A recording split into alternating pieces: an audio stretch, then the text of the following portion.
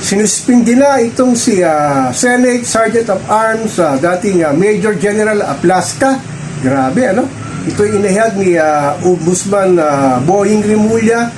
Magmula ngayon ay bibigyan ito ng 6 months suspension sa sinasabing nagpaputok nga ito sa sinasabing tensyon na naganap sa Senado. Nakita niya pala na nagpakilala sa kanya na MBA agents pala ang nasa labas ng gusali ng Senado, pero nagbigay pa rin siya ng warning shot na hindi naman daw lulusubin ng NBI at uhulihin to si Bato de la Rosa. Ito talaga si Sergeant at Arms Aplaska, talagang wala rin sa hulog Palibhasa, kumpare kaibigan niya, kaklase niya sa PMA class of 1980 si Senator Bato de la Rosa.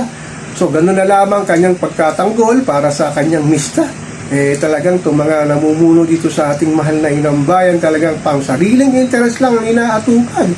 Lalo na itong si Sergeant at Arms Aplaska, talagang grabe na hindi ka dapat magpaputok ng warning shot na hindi naman nagkagulo na sinasabi ni Senate President Alan Peter Cayetano, the Senate is under attack. Wala namang atake na ginawa NBI, kundi nandun lamang sila sa premises SIS, pero wala sila intensyon na lusubin at tawin si Bato de la Rosa.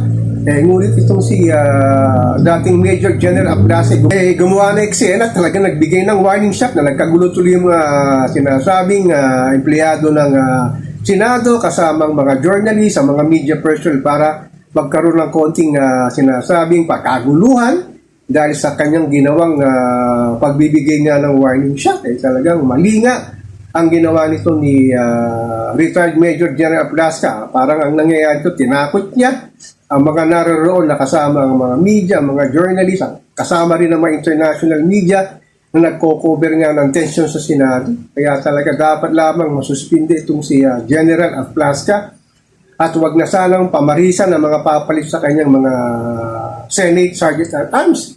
Grabe talaga itong tension na nangyayari dito sa ating mahal na inang bayan. Kung sino pa naman ang dapat na gagawa ng mabuting batas, lalo na itong Senado na napakataas ng tingin ng mamamayang Pilipino.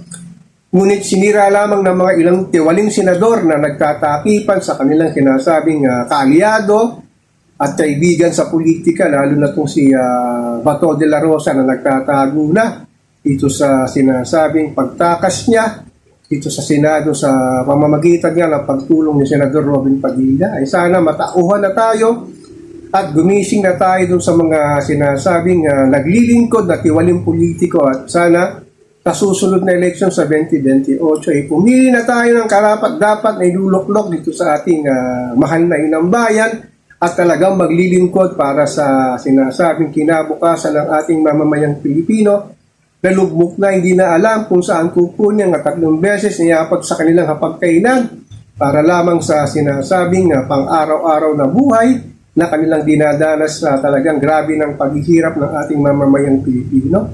So ako po si Papa Ken, patuloy po akong magmimirol, magmamatsyag dito sa pang-araw-araw nating buhay at kaganapan dito sa ating mahal na inang bayan.